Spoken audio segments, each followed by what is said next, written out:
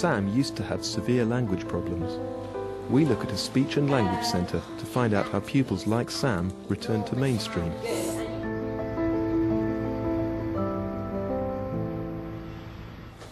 Every year, scores of pupils apply for 20 places in Qardin Primary School's Speech and Language Centre in Brighton. Good listening, good looking, good sitting, and good talking, Jay. That's right. Now, really, really important. 2 classes for Key Stages 1 and 2 run in parallel to the mainstream school. I'm going to ask one of you, no hands up, no shouting out, thinking. Each class has a specialist teacher and speech therapist. What's the date today? Monday. The key issue for the pupils within the centre is that they have a significant speech and language impairment. That is to say that their language development there's a huge discrepancy between the development of their language and their chronological age and perhaps other areas of their development. So the aim really is to provide strategies to help them overcome these difficulties. And can you put your pointy finger on the number line?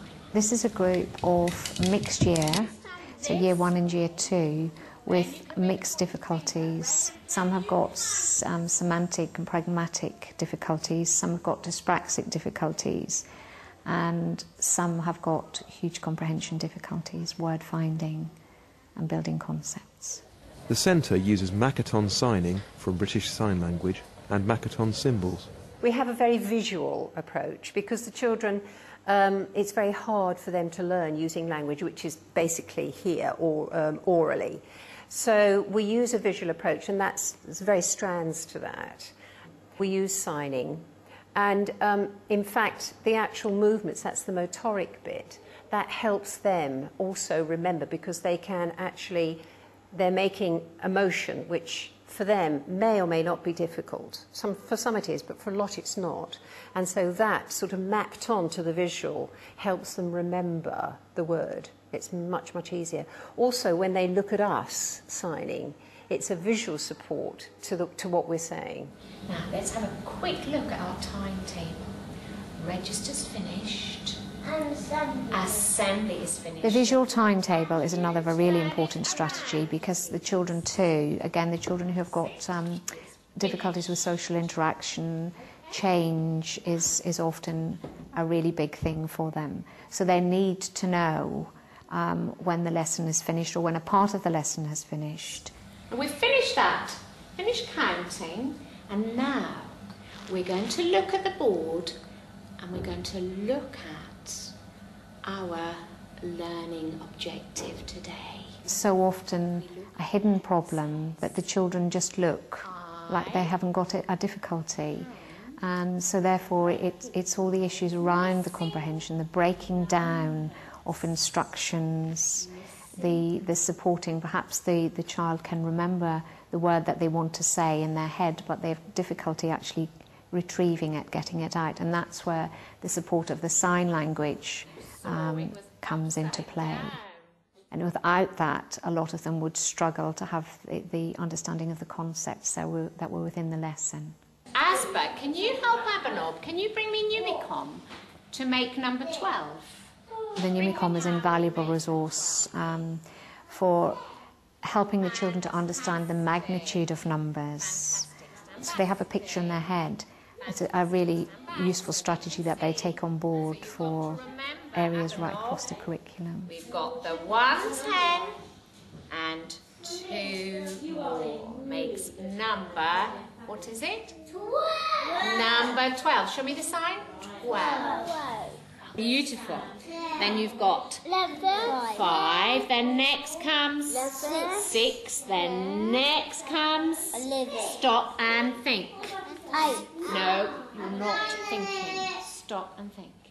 5. Abanob has extremely slow processing skills.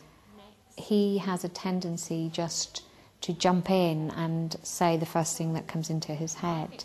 And now we have just used a simple strategy with the use of the sign, stop and think.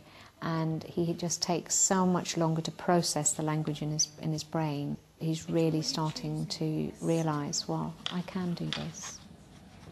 Next. 11. No, stop and think. 5. No, you're not thinking, Abinor.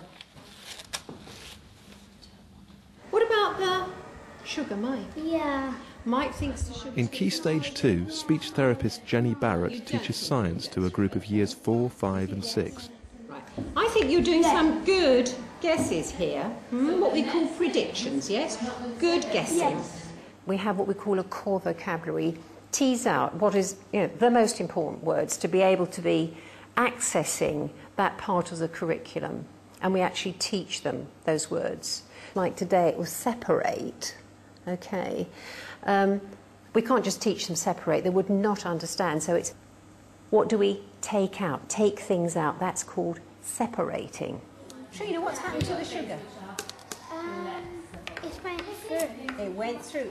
It has to be very visual in the sense that it's experiential. So they have to see what's happening, they have to do it.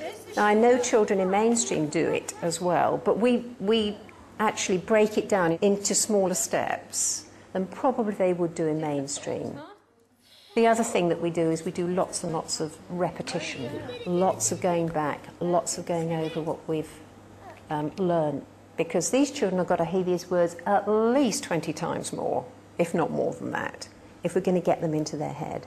Can we sign separate? Separate, really good. Separate. Right. Reese, can you clap it for me again? Can you say it and clap it? Separate. As well as teasing out the specific words that we want, we then think about what we've taught them previously and we link the vocabulary so that they've got something to hang it on to. And as I said, we separate it out into these files for them, into these groups, which is how we learn language. Think of babies, everything initially with a beard is daddy. I mean, whether it's the milkman, embarrassing it can be, or, whether it's uncle or whatever, it's all man. And then gradually they learn, they start to link the more complicated words like uncle and dad and brother and so on. They link that to this whole concept of man. So what we do is we start with the big, broad, easy concepts, and then gradually we build onto those the more complex words. If we don't do that, it's like having one big dictionary in your head, but no way of dividing up those words. You can't retrieve them. Come on then, find the group it goes in for me, please. So this is why we're doing all this work about groups as well, that we're actually enabling them to put these words into different files in their head. Don't tell me, just have a think in your head.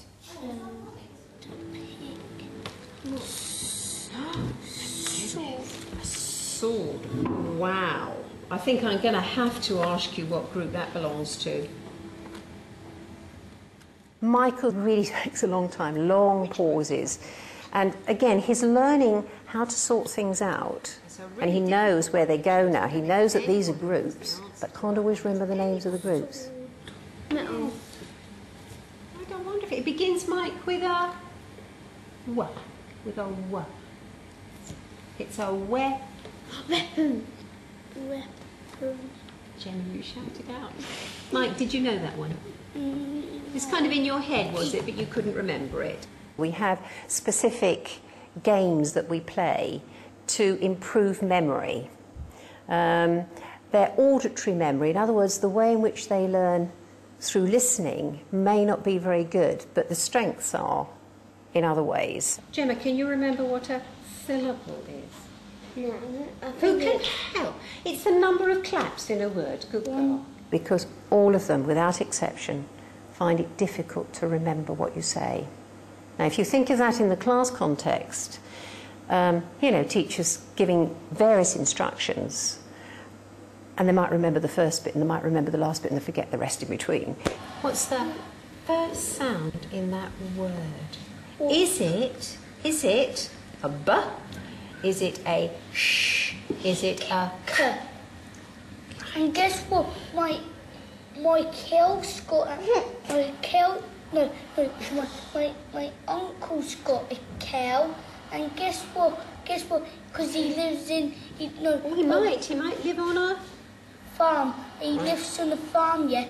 Acute articulation is very systematic and is based on very sound phonological theory. Phonological being related to the nature of how sounds are made. What's the first sound in the word? Okay. What's the first sound in the word? Cat. Cat. Good girl. Can you cue that for me? No, not.